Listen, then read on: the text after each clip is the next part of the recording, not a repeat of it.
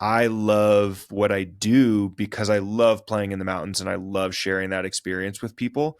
But I also think that traveling through an activity is the best way to explore the world, and facilitating that and getting to experience this country that is so different than what we're used to here in the United States, through an activity that is a shared passion is just a really cool way to do it.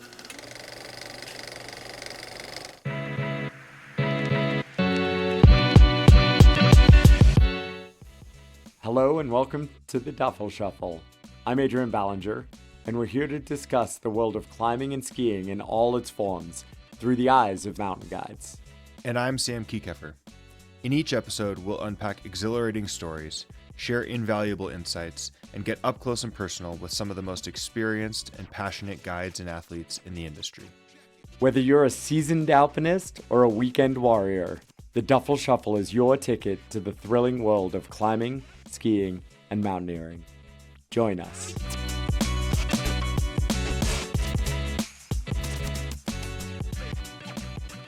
All right, welcome back to episode 17 of the Duffel Shuffle podcast.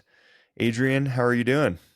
I'm doing great. Skiing every day, shoveling in my driveway. It looks like it. I think I see a palm tree in the background. Yeah, I'm in Baja in Mexico and spending 10-ish days down here. This actually, I mean, this is kind of my classic move. I've done so many early seasons where I'm kind of like so excited to ski and get out there as soon as there's enough snow, maybe wearing tennis shoes to get to the snow line, all the things you do in Tahoe and in Europe a lot of the time. And I've come too close too many times to getting hurt. So that at least is my excuse for why I now get out of town for a couple of weeks every late November, early December, and don't tempt myself with skiing. So it's a tough time of year. It's that time where like there's enough snow to ski, but it's not that great of skiing. It's dangerous to be skiing because it's shallow and often conditions are, icy or breakable crust, etc. So I agree with you. I was on a similar beach vacation and now I'm back here and a little bit jealous of your opportunity to go surfing and wing foiling.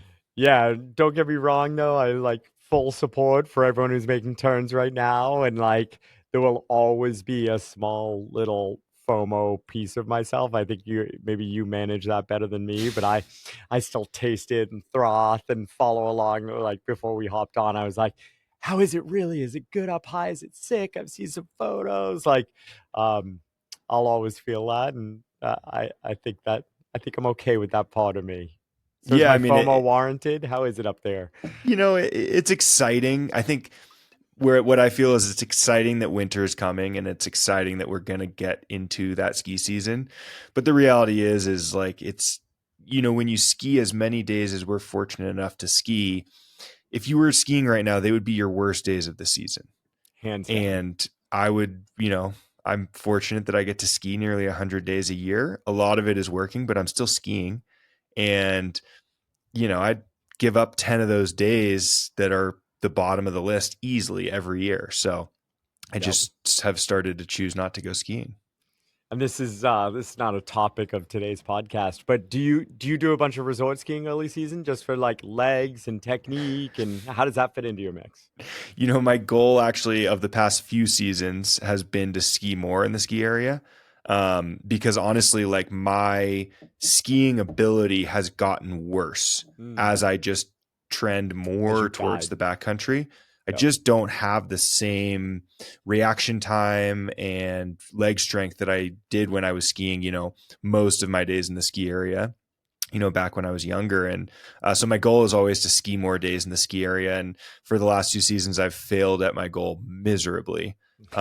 And again, I say it's my goal this year. We'll see what happens. I would like to get out to the ski area a little bit more for, leg strength and just, getting some burns on downhill skiing. The reality is if you strictly ski tour, you're getting way less vert than anyone that's skiing in the ski area. Totally. Unless you're that guy, Noah. Is he the guy that just did 3 million vertical feet? 1 million vertical meters now. So 3.3, Yeah. I 3.28 mean, he's just million feet. cranking. So, yeah. But no, I That mean, I think is that the ski area has a amazing. place, and um, finding the right balance for you is definitely important. And if you only ski tour, you're not skiing downhill that much. You're walking uphill most of the time. Yeah, it's funny. I two different of our younger guides. We were talking late summer, early fall, and it was one of the things they were discussing, trying to decide whether to get ski passes, but they wanted to build so much experience in the backcountry, and they're both climbers coming into skiing versus the other way around. You know, you're more of a skier, and then filling in some of your climbing side as a mountain guide, and like this is not going to break anyone's brain, but yeah, like all I was saying was like, get the pass, get the pass, get the pass. Like just doing that repetition and hopefully skiing with people much better than them, I think is just essential to then building those skills that do transfer into the backcountry. And for me, I know like, you know, I think you know this, like after college, my goal was always to be able to walk to ski lifts. And I Hmm. successfully did that for the first 20 something years of my guiding career until finally prices in Tahoe pushed me out of Palisades, Olympic Valley, and Tahoe City. And so now I drive, you know, 10 whole minutes. Don't worry. I know no one's crying for me, but that that's made a difference to how many hours I get in resort skiing. You know, when you do walk to lifts, you go for an hour at lunch or between meetings or whatever it might be. And now that that hurdle is slightly higher to make that happen. And the backcountry is that much closer for me now based on where I live. And I noticed the same thing my first couple of years moving out, that my level of just pure skiing actually it went down, and Totally. it's just that time and repetition. And for me, I think chasing people better than me, faster than me, of which for all of us there are just an infinite number of, and certainly a lot of them live at Palisades. And so it's one of my goals this season as well to like re put in that time, make that 10-minute drive, which is sometimes, we all know, a 1 hour drive in Yeah. Well, Tahoe. I think too, the experience at ski areas has changed in the past 5 years, 6 years. And, you know, maybe that experience was a little bit more enjoyable back in the day. It's gotten a little bit busier, and I struggle with like the odd times where it's busy. You know, the Wednesday from 11 to 1, and you're like, holy cow, I'm standing in a lift line. That's what's really hard. You know, Saturdays, whatever. Yep, I think everyone should have an opportunity to go skiing, but me too. certainly things have gotten busier. You know, midweek, those unique opportunities that we were able to ski before, and you could go get 10 runs in 2 hours, and now you can only get 7. It's brutal. Yeah, I'm not going to join you up on that soapbox of back in my day. But I hear you. I mean, I'm all for more humans going skiing. Um, but yeah, certainly there are some of those times, especially like you said, when you have 90 minutes between childcare and meetings or whatever it might be, and you're just like, I should be able to get more in. Of course, I feel that some days. So I'm still distracted by the palm tree in your background, and I got to know, what does a beach vacation for Adrian Ballinger and Emily Harrington look like? Are you just like sitting on the beach reading all day? We're not so good at that, it turns out. So we came down to Baja and had two sports, not just one. But that's mostly Emily Harrington's fault. We also, you know, we should be completely honest. Like we suckered Emily's parents into coming with us so we could have some childcare while our normal childcare is off on vacation for a couple of weeks. We were like, oh my gosh, we can't have our kid full time without help for 2 whole weeks. So we better come up with an idea where Emily's parents will come along, and they were happy to join us in Baja. So, um, but yeah, it's been a big goal of mine for a couple of years. I used to kite surf a lot. Everyone probably knows what kite surfing is. I've been kite surfing since the 90s, weirdly. Never, you know, very well, but I've been passionate about it for a long time. But where I live on Lake Tahoe, even though we get windy days, it's not a great spot for kite surfing because the lines are so long and the launches aren't great where I live and things like that. So over the past few years, people have been moving to something called wing foiling. Looks like windsurfing, but you're up on a foil instead of down on the board. And instead of the wing, the sail being attached, you're kind of just holding onto it, and it's super ultra light. And it's a much better fit for a place like Lake Tahoe, and it just looks so darn fun. So I've been on and off trying to learn for 2 years and failing miserably. We're going to say it's because of the conditions, not my lack of balance or board skills. Um, and so we finally like committed to coming down here to La Ventana, one of the best, windiest spots in the winter, for me to be able to learn the wing foil. Em agreed to, kind of give it a go as well, but she's not a huge wind sport person. So in order for me to get 5 days to go wing foiling, I had to agree to 5 days of surfing. So we did 5 days on the East Cape. Now we swapped over to the Pacific side, and we're doing 5 days surfing in Cerritos. It works out pretty well. Like, I'm definitely not complaining that I have to go surfing for 5 days. And it turns out, after all the foiling by the boat and stuff like that, like, she just picked up wing foiling so fast, and we were riding together, like, out there. And the beauty of wing foiling is, like, it kind of feels like surfing. You're often riding swells, but there's just an infinite amount of room. So if the largest frustration of my surfing career thus far has been like people and catching waves and busy breaks and not being in the way and all that, that all basically goes away with wing foiling. Um, so that's what a beach vacation for Emily and Adrian looks like. Having a great Super chill time. and relaxing. It's so stacked. That's We're awesome. also running. Emily's also hangboarding, and we actually do really like spending time with our kids. So we're playing in the sand and the waves and all that a bunch too. It's awesome. We're only here for 2 more days, and like it'll feel like too soon going Yeah, home. always does. So coming home, you'll be heading back into winter. What is winter looking like for you this year? Kind of give us the rundown of your whole winter. Yeah, sure. So winter for me, this feels like, this is weird to say, but like just a very standard winter, because like I'm gonna do the same thing this winter that I've done the last 2 or 3 winters, which is Tahoe's the primary spot. When the snow is abominably bad in Tahoe, which does happen. I mean, one of the, like, I think California skiing, Tahoe skiing is like, I could live anywhere in the world, same as you, Sam. And like, I would not choose to live anywhere but Lake Tahoe, because like when the skiing is good, it is so unbelievably good. It tends to be safer. You can ski steep terrain, all the things we've talked about in the past. Um, but also, it, it's feast or famine. Like, it might snow a bunch for 2 weeks and it's just powder skiing day after day after day, and then it might go dry for 3 weeks. And because our temperatures are so warm, it's not like we're in Montana or Jackson. Like, our snow really changes. We might be corn skiing, or we might just be skiing crusty shit. So one of the things Emily and I love to do is, when those really bad times come, we shoot down to Vegas where we can rock climb in the winter. And so I can maintain some rock climbing strength, hopefully. And for Emily, especially, it's super important to continue training through the winter. So we'll be back and forth between Vegas and Tahoe. And then for the month of February, we'll head to the Alps. I've been going to the Alps skiing every winter for the past 20 years now, since the early 2000s. Chosen different towns at different places, and really over the past few years have fallen in love with Andermatt, Switzerland. We've been going the last 4 years. At this point, we have friends there and guides that we like playing with, and um, kind of have the town dialed so it works well with the kid. There's actually this awesome Swiss German speaking daycare that we can put the kid in, which is really fun.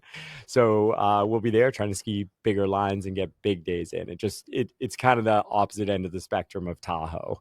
I mean, obviously, because we've skied there together before, but like, if Tahoe is like lots of tree skiing, smaller vert, like generally stable snowpack, Andermatt is as big and rowdy as you want to go, with variety of different hazards, but also great access through lifts and trains and things like that. So I really love like the two different styles. All right. So that is the month of February, and then back home in Tahoe for March. Yep, back home in Tahoe for March and April, because our Everest trips, we do use the rapid ascent system. So March and April will be a lot of like cardio training, building up for Everest, and sleeping in my hypoxic tent, and then heading back to Mount Everest, leading the Alpenglow Expeditions Everest team on the north side again, which I think will, with last year was so unique. This year, I think we're just hoping for what I would call a normal season. I'm sure it won't be as empty, but also hopefully it won't be quite as stressful. We've got a great team together. I think we have 7 or 8 clients at this point, a team of 5 guides, a dozen Sherpa, and yeah, I'm just so excited to go back. And then winter's done. It's back to summer. And then in summer, I mean, we all know, well, I'll get home from Everest, and loads of people will still be skiing in June, starting to move into the east side and the high Sierra and things like that. But usually by the time I come home in June, it's felt like a lot of months on the snow. Like the Everest season is really cold, really snowy, and it adds like a lot of that kind of hard living time. So by June, I'm ready for rock climbing and hopefully another beach trip. Right on. How about you, Sam? Give me the rundown. What is the life of a aspiring mountain guide in Tahoe look like? Oh man, I'm here now. Unfortunately, there's not much work going on. It's, Mm. a slow start to the season.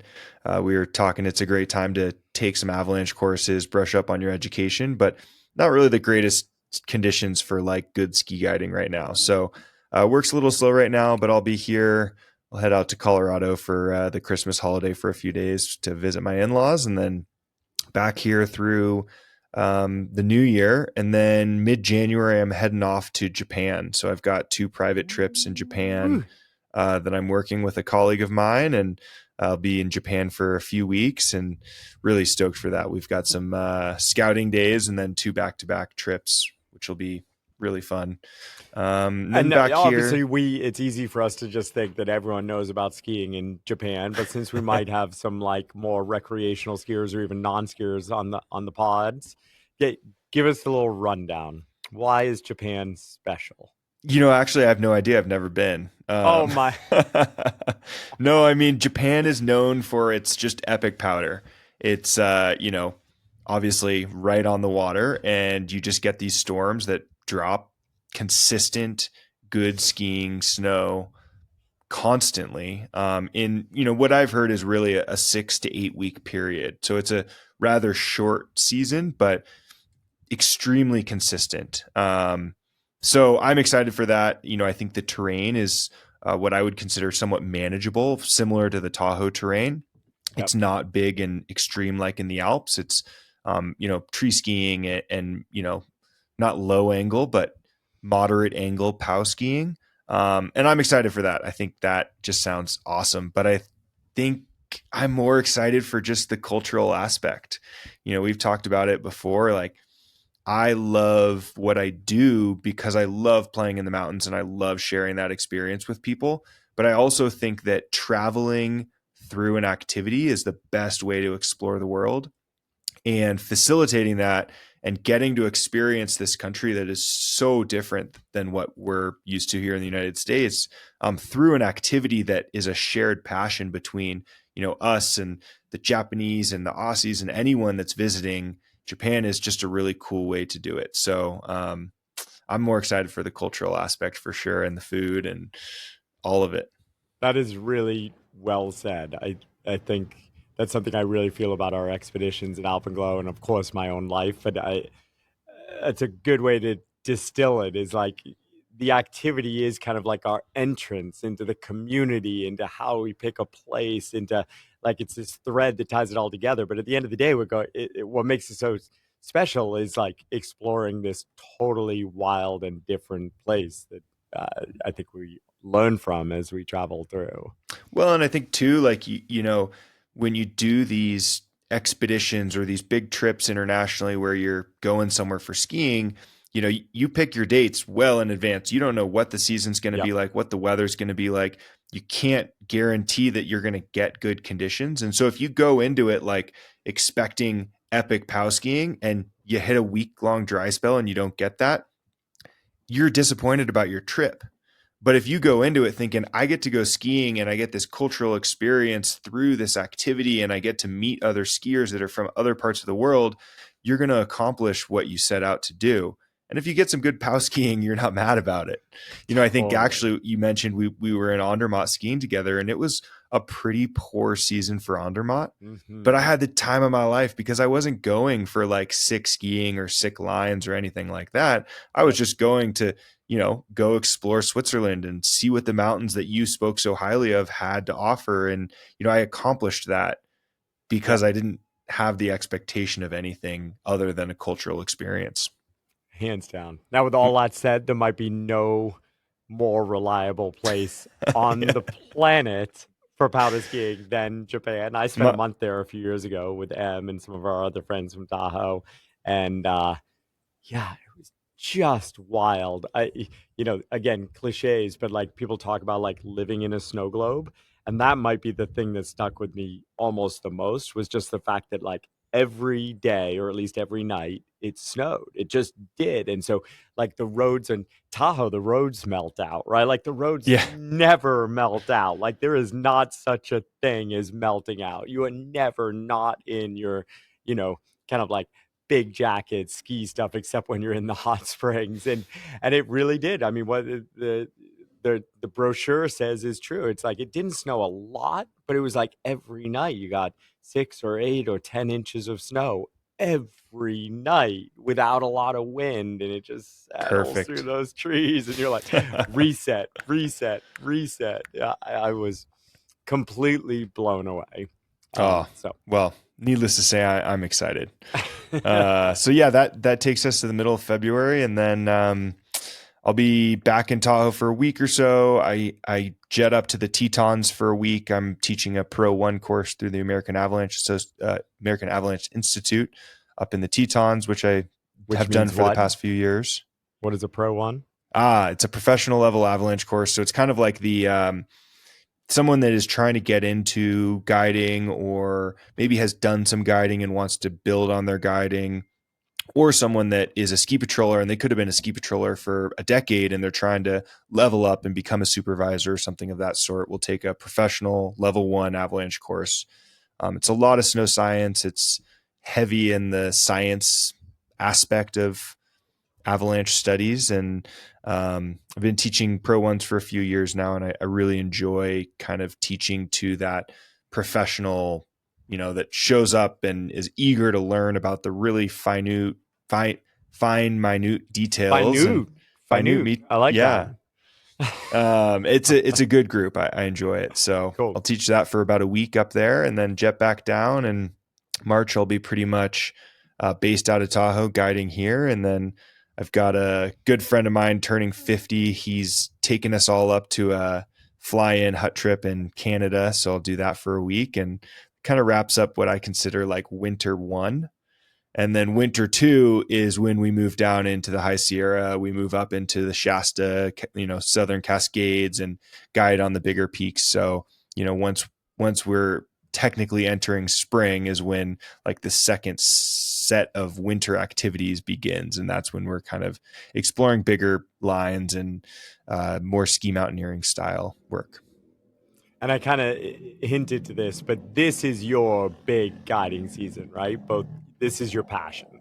Yeah, absolutely. I came into guiding as a skier, and originally all I wanted to be was a certified ski guide. And through the process, I now have aspirations to take my guiding further and pursue the rock and alpine disciplines. But skiing is my forte, and that is what I love to do. So winter's my busy season.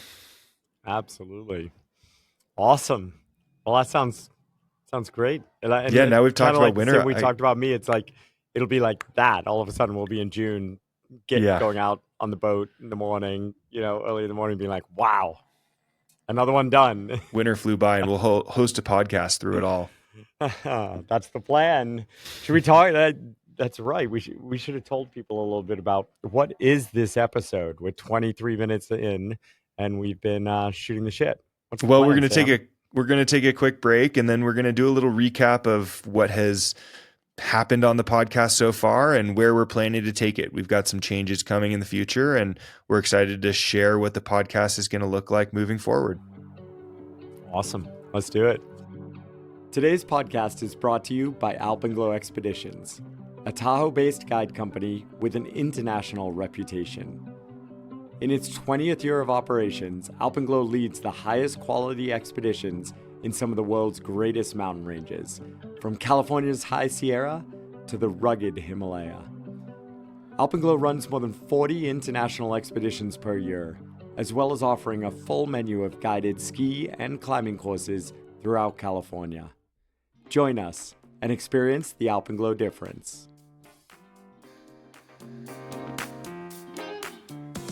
Welcome back. As promised, we're going to give a little update on the Duffel Shuffle podcast. So, kind of starting off, this is episode 17. We're 16 episodes with guests and topics covered. We've had a great time chatting, and we're excited to kind of launch into phase 2, I would say, of the Duffel Shuffle podcast. Yes. Does that mean we've made it? I mean, we've made it to episode 17. I feel like for the first 10, Sam, every single one, either you or I were like, whoa, we're doing this again. And we're still on track. I think if I have any pride coming through those first 17 episodes, it's that I think we actually did we ever miss a release date? We did, definitely did.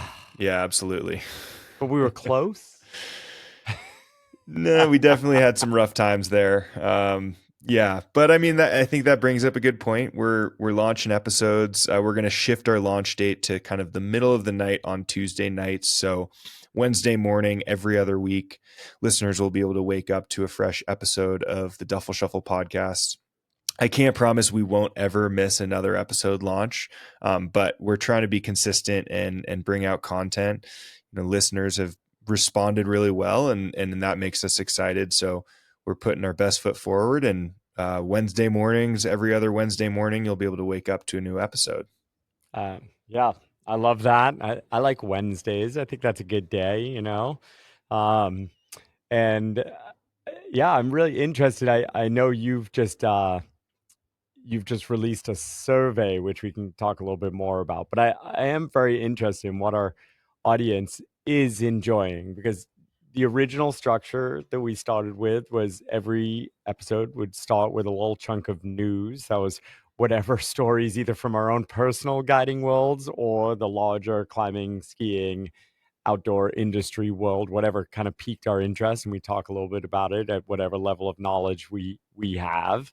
And then either a guest or a single topic. And we've been so lucky to have just, I think, some amazing guests that I've really enjoyed in this first, we'll call it season, first 16 episodes. I've also enjoyed when we've tried to do a single topic and you and I have chatted. And so I think that's one part of the survey, is really hearing from you, our listeners, if there's one style you've liked more or less. Do you like the news? Do you not like the news? Do you like the guests? Do you like me and Sam just harassing each other and talking shit? And what subjects or guests are you more interested in hearing about or from? I agree. Yeah, I think I've enjoyed it all, but certainly there's different styles of podcasts, and we've done a couple different iterations, and definitely want to know what people want more of and what people want less of. But speaking of guests, we've had some really A-list names come out in our first kind of batch of names. What have been some of your favorite conversations, Adrian? Well, shoot. I mean, I think probably episode 1, was it episode 1? You can tell us, Emily Harrington. Like, of course, I get a lot of Emily Harrington in my life. She's my wife. But there's an interesting thing about Em, I think, when she actually has the stage, we'll call it, she is the guest or she is the speaker on stage. Like, I always learn something. Like when she can just speak to the things she loves. There's a lot there. So I loved having her on and getting to put her in the hot seat. I think if there's a most memorable episode, it's probably Alex Honnold, but I'm not even sure it's for the subject matter, even though I always love kind of diving into the brain of Alex. There's a lot going on in there. But for me, and some of the listeners might know, I can't remember if we said this on the pod itself, but it was an episode very early on in our professional lives as podcasters, and we actually thought we lost the audio of it. It was unusable. And Alex is a tough guy to get. He might have said yes if we asked to re-record it with him, but I certainly wasn't going to ask him, or at You were least not right scared. You were away. scared to ask Alex to re-record the I was episode that we scared. did lose. Exactly. We were just able to like restructure it. Exactly right. And so, the fact that that was salvageable and what came out of it, thanks to the work of a great editor and you, Sam, and our, Wild Poppy, this podcasting consultancy firm, what came out was a totally usable episode. And while, of course, people didn't get to hear everything and things were missed, I think it was still valuable. And so the hard work that went into that and the unknowns made the success of it that much sweeter for me. So I loved that episode. I agree. I think certainly I've enjoyed all the episodes, but those are two highlights for sure. Caroline Gleich was a special one, or an interesting one too. We've had a few actually. Also, the Adventure Addicts. Like, I like being surprised, Yeah. and both the Gleich and Adventure Addicts episodes, we were just talking about interesting things, or a little bit peripheral to our sport, to what we do all day, every day.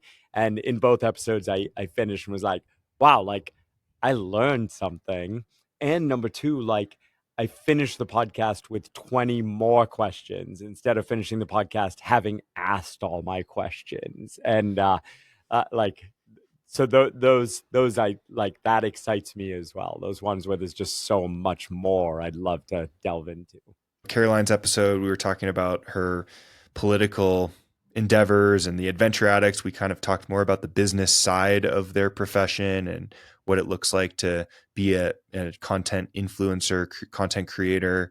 And it was fascinating to learn about, I agree, the periphery, what's going on maybe behind the scenes a little bit more, what we're not seeing as much on social media and in hearing about in other podcasts. So those were great. I loved hearing, or I loved talking to Corey Richards. I thought his episode was fascinating and got a lot of positive feedback on that one. Certainly Cody Townsend is always a character, and our kids go to daycare together. So that was a fun one. I see him for, 5 minutes in the morning and 5 minutes in the afternoon, many days of the week. So nice to sit down and chat with him as well. I'm just remembering now the Topo episode. We're going to end up naming every episode we did. Like, the Topo episode still felt like his injury, even though he was on the comeback, it still felt pretty raw. And just the journey he was on to finding what the learning out of his injury was, and what the meaning of these things we do are, and the appreciation he shared for essentially life and the life we all live, and getting to play in the mountains. That's one actually I need to go back and re-listen to, because I remember finishing that episode just totally fired up for just the world. Yeah, certainly. We've had 16 great episodes. I would encourage, if you haven't checked them all out, give them a taste, give them a try. Certainly don't have to listen to all episodes, but I think there's some really great content. And personally, I think that the episodes have gotten better as we've gone through this process. So I think we'll have to get folks like Emily and Topo back on for a little redo with a little bit more experience under our belt.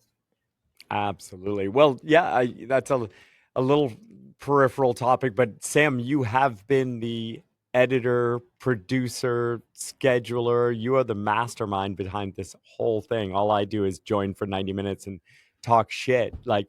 What have you learned, and what would you say to people about to start their own podcast? Obviously, Don't. You're only 6 months in, and there are so many out there that are years and years and years in. But what's your experience been?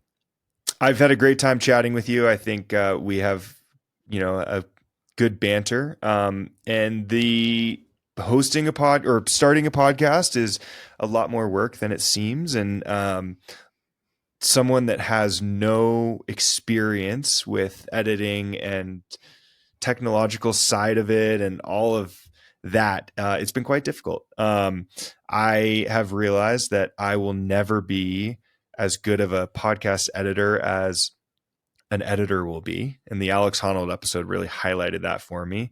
Something that I thought was unusable was, used. Mm. And fortunately, you agree that I suck at editing, and so we're hiring an editor. So starting next episode, we'll have an editor that's going to be editing and hopefully kind of updating our sound and our feel, and helping us make our podcast feel a little bit more professional. So rad. Yeah, it feels like I totally believed in you and I still believe in you, Sam. I think the important part of what you just said is like you could be an amazing podcast editor. You just don't want to be. Like it's like Fair. anything else, the 10,000 hours thing, it's like you would have to put so much time in, and that's the beauty of it. It's really a skill, and my sense is, not having done it, there's like technical skill and there's creativity and art, and all that together takes an epic amount of time and effort to kind of like nail at the level. I mean, you're a perfectionist at the level you want to hold yourself to.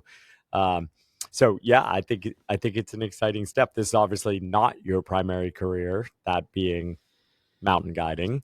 um, and so I think it's an exciting step to bring in an outside editor and see how we can up level the podcast. And I think, it's thanks to everyone who's hopefully listening to this episode that we're choosing to take that step, is really because of the response over the first 6 months, from comments or recommendations to just numbers of listens. Like, um, you've helped us to feel psyched and motivated enough that it's like, okay, let's invest more than just time into this, and try to make it better. So please, yeah, I guess that's my plea for, if you are listening, if you are enjoying, tell your friends, take a minute to hop on Spotify or Apple and leave a review if you haven't before.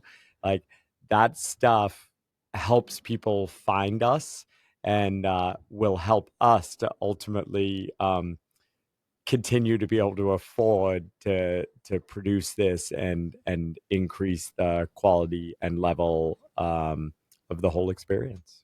That's my And take our ask. survey. So we've got the survey.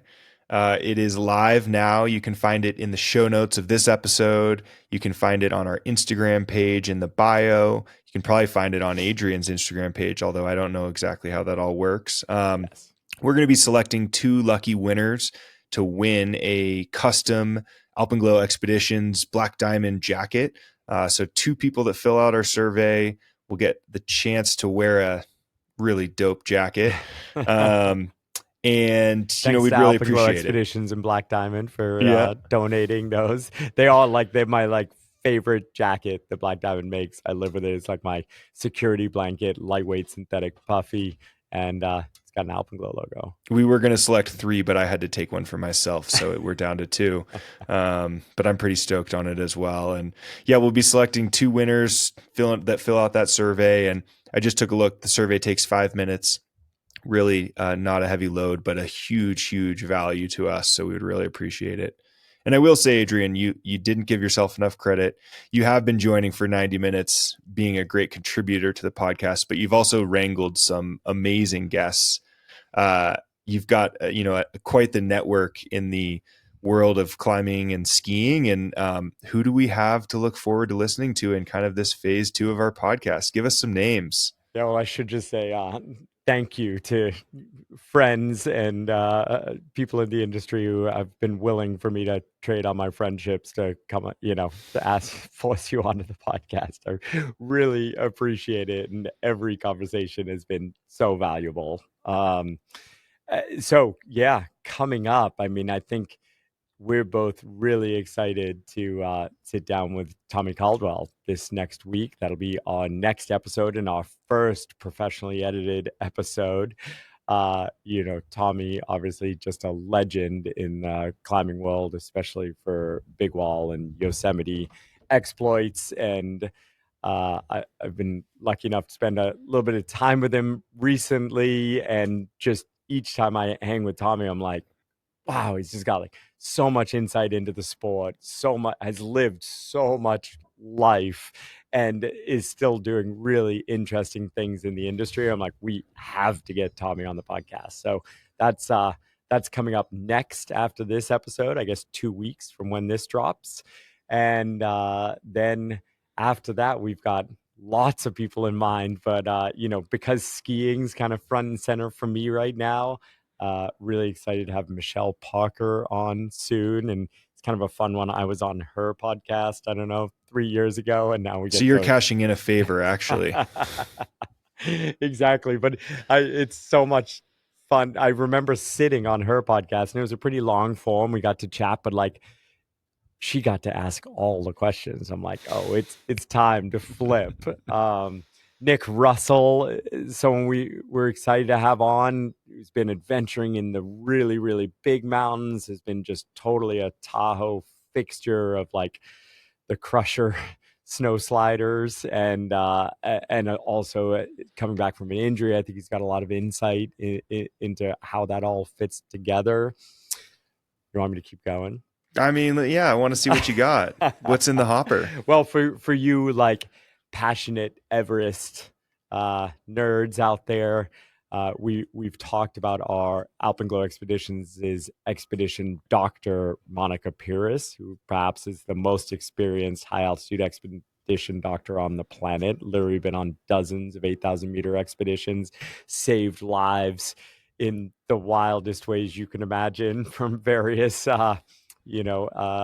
accidents that happen in the big mountains. And so very excited to have her on, both to kind of talk about the current state of high altitude physiology and medicine, to the state of the guiding and climbing industry, to hopefully sharing some stories. Awesome. Well, yeah, we've got some great guests coming up. I've got a couple on my wish list, so I'll text those to you, Adrian, and let you get after wrangling. But lots of fun coming up, and we really appreciate everyone listening so far. And please spread the good word. We want to continue to see the podcast grow, and we'll continue investing our time into it. Yep, I would just second that. And one other thing we've been thinking about doing is kind of an Ask Me Anything episode. Your questions, which could range from anywhere in the outdoor industry to the 8,000-meter peak world to mountain guiding, etc. So we'll take questions in any different forms, from DM on Instagram to our email addresses. The survey is also a great place for that. There's kind of a blank at the end for anything you want to say or ask, and definitely, throw your questions there as well. I think I'd be very interested in what you all would like to hear more about.